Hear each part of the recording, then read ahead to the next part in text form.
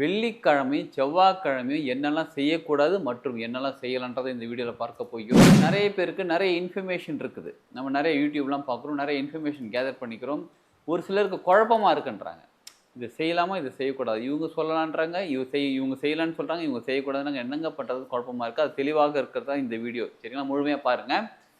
முதல்ல செய்ய வேண்டாத செய்யக்கூடாத விஷயங்களை பார்த்தோம். குடும்பத்தில் ஒரு ஒற்றுமை தேவைப்படுகிறது. குடும்பத்தில் ஒரு பொருளாதார நிலை உயர வேண்டி இருக்குது. குடும்பத்தில் நாங்கள் எல்லாருமே சந்தோஷமாக இருக்கணும்னு நினைக்கிறோம். என்ன தெரியுமா பண்ணுங்க, இதெல்லாமே தானாக நடக்கும். ஸோ அதனால் எதெல்லாம் செய்யணும் அதை செய்யுங்க, எதெல்லாம் செய்யக்கூடாதோ அதை செய்யாதீங்க. இதை தெளிவாக தெரிஞ்சுக்கிட்டு செய்ய வேண்டியது செய்யும் போது நமது வாழ்க்கை சிறப்பாக மாறிவிடும். வாழ்க வளமுடன். Healing hands education healing centre தங்கள் அன்புடன் வரவேற்கிறது.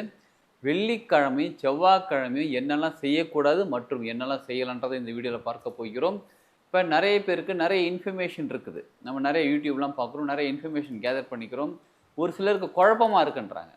இதை செய்யலாமா, இதை செய்யக்கூடாது, இவங்க சொல்லலான்றாங்க, இவங்க செய்யலான்னு சொல்கிறாங்க, இவங்க செய்யக்கூடாதுன்னு என்னங்க பண்ணுறது குழப்பமாக இருக்குது. அது தெளிவாக இருக்கிறது தான் இந்த வீடியோ. சரிங்களா, முழுமையாக பாருங்கள். முதல்ல செய்ய வேண்டாத செய்யக்கூடாத விஷயங்களை பார்த்துடலாம். சரிங்களா, முதல்ல பெண்களே உங்களுக்காக, எங்கள் ஆரம்பமே பெண்கள்கிட்ட தான் ஆரம்பிக்கிறது. வெள்ளிக்கிழமை செவ்வாய்க்கிழமை தலைவிரி கோலமாக இருக்கக்கூடாது. ஒரு ஹேர் பேண்டாவது போட்டு வச்சுக்கோங்க. சரி, மற்ற நாளும் இருக்கலாமான்னு கேட்குறீங்களா? மற்ற நாளும் இருக்கக்கூடாது. முக்கியமாக வெள்ளிக்கிழமை செவ்வாய்க்கிழமை ஹேர் பேண்டாவது போட்டு வச்சுக்கோங்க தலைக்கு. ஃபஸ்ட்டு பாயிண்ட், தலைவிரி கோலமாக இருக்கக்கூடாது. செகண்டு, நம்ம யார்கிட்டையும் கடன் வாங்கவும் கூடாது, கடன் கொடுக்கவும் கூடாது. அது இப்போ அரிசி, பருப்பு, உப்பு இந்த மாதிரி கடனாக இருந்தாலும் பரவாயில்ல, இல்லை பொருளாதாரம் பணமாக இருந்தாலும் பரவாயில்ல, கடன் கொடுக்கக்கூடாது. அதே நேரத்தில் கடன் வாங்கவும் கூடாது. நம்ம இன்றைக்கி செவ்வாய்க்கிழமை வெள்ளிக்கிழமை ரொம்ப முக்கியமானது இது. ஏன்னா கடன் வாங்குகிறோன்னு வச்சுக்கோங்களேன், மகாலட்சுமி வாங்குகிறோம், கடன் என்னதுங்க திருப்பி கொடுத்தாகணும். மகாலட்சுமி நம்ம வாங்குகிறோம், வாங்கி என்ன பண்ண போகிறோம், திருப்பி கொடுக்கணுன்ற தாட் ப்ராசஸ்லேயே இருக்கும். நமக்கு திருப்பி கொடுக்கணும். இப்போ மகாலட்சுமி நம்ம வீட்டுக்கு வராங்க, திரும்ப போன்னு சொல்கிற மாதிரி அர்த்தம். அதனால் வெள்ளிக்கிழமை செவ்வாய்க்கிழமை கடன் வாங்கவும் கூடாது, நீங்கள் கொடுக்கவும் கூடாது. சரி, ஏன்னா நம்ம கொடுக்குறோன்னு வச்சுக்கோங்க, நம்ம சிலர் என்ன திரும்ப யோசிப்பாங்க, கடன் கொடுக்குறோமே திரும்ப எப்படியும் அந்த மகாலட்சுமி வீட்டுக்கு தானே வரப்போகிறாங்க அப்படின்னு நம்ம நினைப்போம். ஆனால் அதோட எனர்ஜி லெவல் வேறு, நம்ம கொடுக்குறதோட எனர்ஜி லெவல் வேறு, கடன் கொடுக்குறதோட எனர்ஜி லெவல் வேறு. நீங்கள் தானம் பண்ணலாம், தர்மம் பண்ணலாம், ஆனால் கடன் கொடுக்கக்கூடாது. புரியுதுங்களா? சரி, இது 2வது பாயிண்ட். 3வது பாயிண்ட் ரொம்ப முக்கியமானது, வீடு துடைக்கிறது. இப்போ டெய்லி நான் வாரத்தில் 7 நாளும் வீடு துடைக்கிறேங்க, ஓகே, யூ கண்டினியூ. இல்லைங்க நான் வாரத்தில் 2 நாள் தான் துடைக்கிறேன், இல்லை 3 நாள் தான் துடைக்கிறேன்றவங்க வெள்ளிக்கிழமையும் செவ்வாய்க்கிழமையும் வீடு துடைக்கக்கூடாது. புரியுதுங்களா? இல்லையே, அவங்க தான் 7 நாள் துடைக்கிறவங்க துடைக்கலான்றீங்க, எங்களுக்கு மட்டும் ஏன் துடைக்க வேணான்றீங்க அப்படின்னா, அது ரெகுலராக செய்கிறவங்களுக்கு 4 கிழமை கிடையாது. நீங்கள் என்னைக்காவது ஒரு நாள் செய்கிறவங்க நீங்கள் 4 கிழமை பார்த்தாகணும். அதனால் நீங்கள் என்னைக்காவது ஒரு நாள் துடைக்கிறவங்க என்ன பண்ணுங்கள், திங்கக்கிழமை வீடு துடைச்சிருங்க, வியாழக்கிழமை வீடு துடைச்சிருங்க. இல்லைங்க நான் இனிமேல் 7 நாள் துடைக்க போகிறேன், தாராளமாக தொடங்க. 7 நாள் செய்கிறவங்க, தொடர்ந்து செய்கிறவங்க செய்யலாம். சரி, ஆக மொத்தம் எப்பயாவது வீடு துடைக்கிறவங்க, வாரத்தில் 2 நாள் 3 நாள் வீடு துடைக்கிறவங்க வெள்ளிக்கிழமையும் செவ்வாய்க்கிழமையும் வீடு துடைக்கக்கூடாது. டன். அடுத்தது நம்ம இப்போ என்ன நம்ம பார்க்க போகிறோம், என்னெல்லாம் செய்யலாம் அப்படின்றத பார்க்க போகிறோம். அதாவது செய்யலாம்ன்றதை செஞ்சாகணுன்றதை பார்க்க போகிறோம். முக்கியமாக பெண்களே நீங்கள் என்ன பண்ணணும்னா, காலையில் ஏர்லி மார்னிங் எழுந்திரிச்சுன்னு பிரம்ம முகூர்த்தத்தில் ஏந்திரிச்சிட்டு ஃப்ரெஷ்ஷாக குளிச்சுட்டு வாங்க. இதை தினமும் செய்கிறது ரொம்ப ரொம்ப சிறப்பு.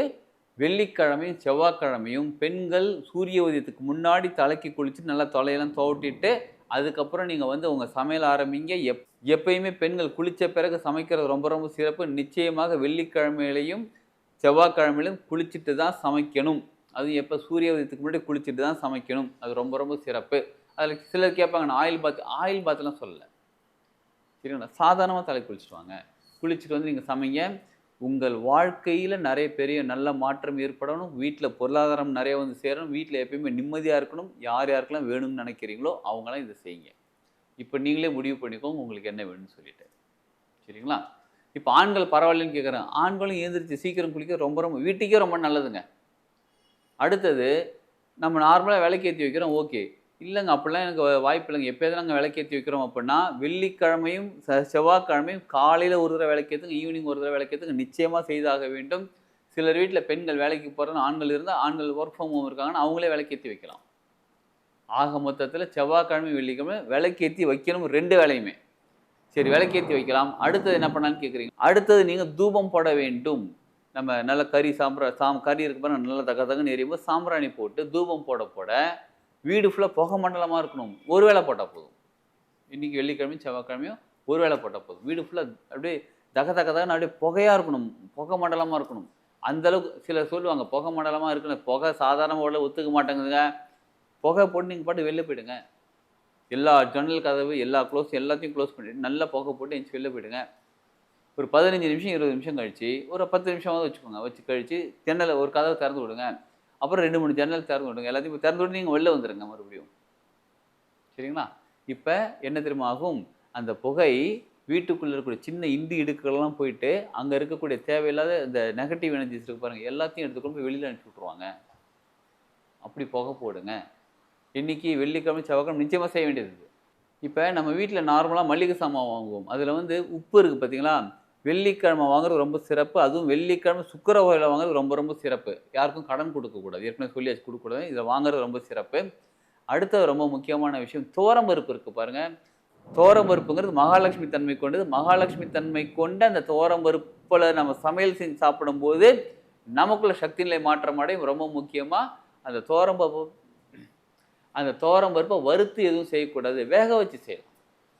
சரி, சாம்பார் வைக்கிறோமா, துவரம்பருப்பு சாம்பார் வைக்கலாமாங்க? நீங்களே சொல்லுங்கள். சாம்பார் வைக்கலாம், எஸ்ன்னு சொல்லுங்கள். சாம்பார் வச்சு நீங்கள் சாப்பிடுங்க.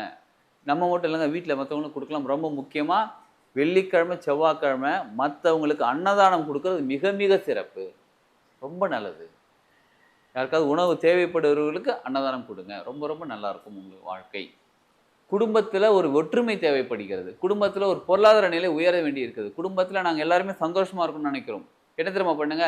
வெள்ளிக்கிழமை செவ்வாய்க்கிழமையும் ஒன்று காலையில் கோயில் போனாலும் சரி, இல்லை சாயங்காலம் கோயில் போனாலும் சரி, கோயில் போயிட்டு வாங்க. குடும்பத்தோடு போயிட்டு வாங்க. பக்கத்தில் இருக்கக்கூடிய கோயில் போயிட்டு கூட ஓகே தாங்க.